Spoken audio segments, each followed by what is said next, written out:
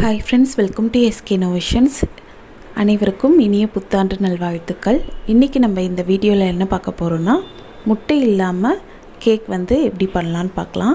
நான் இன்றைக்கி செய்ய போகிறது பார்த்திங்கன்னா சாக்லேட் ஸ்பாஞ்ச் கேக் தான். இதை யூஸ் பண்ணி நீங்கள் பர்த்டே கேக்ஸ்லாம் ஐசிங் பண்ணி எடுத்துக்கலாம். இப்போ ஒரு பவுலில் 2 கப் அளவுக்கு மைதா சேர்த்துக்கிறேன். அடுத்து இதோட 4 டேபிள் ஸ்பூன் அளவுக்கு கொக்கோ பவுடர். ஒருவேளை உங்களுக்கு வெனிலா ஸ்பாஞ்ச் வேணும்னா இந்த 4 டேபிள் ஸ்பூன் கொக்கோ பவுடருக்கு பதிலாக 4 டேபிள் ஸ்பூன் அளவுக்கு மைதா மாவு எக்ஸ்ட்ரா சேர்த்துக்கோங்க. அடுத்து இதோட 2 டீஸ்பூன் அளவுக்கு பேக்கிங் பவுடர் சேர்த்துக்கலாம். கூடவே 1/4 டீஸ்பூன் அளவுக்கு பேக்கிங் சோடா, ஒரு பிஞ்ச் அளவுக்கு உப்பு சேர்த்து இதை நல்லா வடிகட்டிக்கலாம். இந்த மாதிரி பண்ணும்போது மாவு கட்டிகள் இல்லாமல் ஈஸியாக நமக்கு பேட்டர் ரெடி பண்ணுறதுக்கு இருக்கும். இந்த மாதிரி கட்டிகள் இருக்கக்கூடியதை இந்த மாதிரி ஸ்பேச்சுலா வச்சு நல்லா தேய்ச்சி விட்டுக்கோங்க. அடுத்து இந்த மாவை 1 டைம் நல்லா விஸ்கு வச்சு எல்லா மாவுமே கலந்து வர மாதிரி மிக்ஸ் பண்ணி வச்சுக்கோங்க.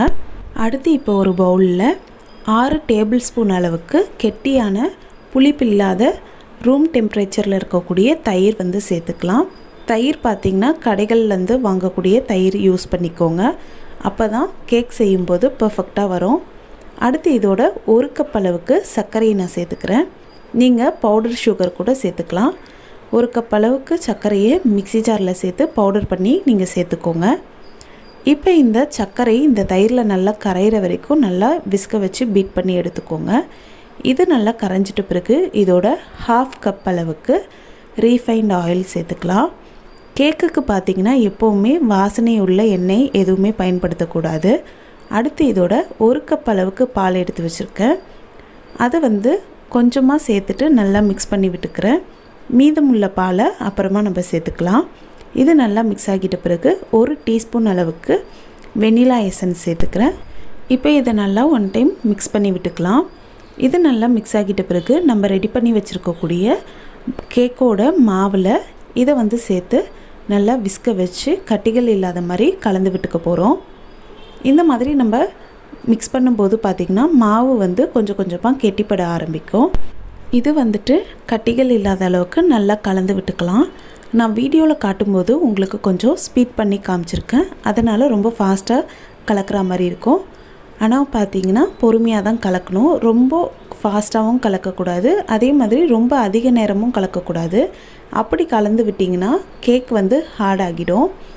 இந்த மாதிரி மாவு ஓரளவுக்கு கெட்டிப்பட ஆரம்பித்ததும் நம்ம எடுத்து வச்சுருக்கக்கூடிய பால் 1 கப் பாலில் மீதி இருக்கும். அதை ஃபுல்லாக சேர்த்துட்டு அதை நல்லா 1 டைம் மிக்ஸ் பண்ணி விட்டுட்டு கடைசியாக இதோட 1 டேபிள் ஸ்பூன் அளவுக்கு வினிகர் சேர்த்துக்கோங்க. வினிகர் இல்லாதவங்க எலுமிச்சை பழத்தோட சாறு 1 டேபிள் ஸ்பூன் அளவுக்கு சேர்த்து நல்லா இந்த மாதிரி ஸ்பேச்சுலா வச்சு கட் அண்ட் ஃபோல்ட் மெத்தடில் மிக்ஸ் பண்ணிக்கோங்க. அடுத்து இது நல்லா மிக்ஸ் ஆகிட்ட பிறகு இதை ஒரு கேக் டின்னில் சேர்த்து பேக் பண்ணி எடுத்துடலாம்.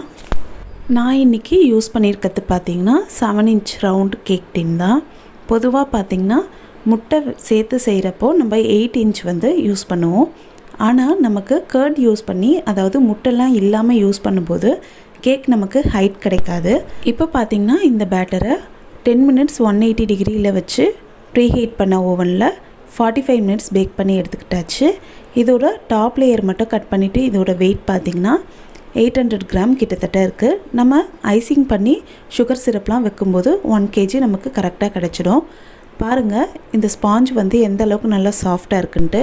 இதே மெத்தடில் நீங்கள் எக்லெஸ் ஸ்பாஞ்ச் கேக் பண்ணிங்கன்னா பர்த்டே கேக்ஸ்லாம் செய்யும்போது ஈஸியாக நம்மளால் 3 லேயர் கட் பண்ண முடியும். பாருங்கள் எந்த அளவுக்கு பர்ஃபெக்டாக வந்திருக்கு. கண்டிப்பாக நீங்களும் இந்த மெத்தடில் எக்லெஸ் ஸ்பாஞ்ச் கேக் ட்ரை பண்ணி பாருங்கள். ரொம்பவே பர்ஃபெக்டாக வரும். கர்ட் யூஸ் பண்ணும்போது நமக்கு நல்ல டேஸ்ட்டும் கிடைக்கும். இந்த வீடியோ உங்களுக்கு பிடிச்சிருந்தால் லைக் பண்ணுங்கள், ஷேர் பண்ணுங்கள், கமெண்ட் பண்ணுங்கள். நம்ம சேனலை ஃபஸ்ட் டைம் பார்க்குறீங்கன்னா மறக்காமல் சப்ஸ்கிரைப் பண்ணுங்கள். தேங்க்ஸ் ஃபார் வாட்சிங் ஃப்ரெண்ட்ஸ்.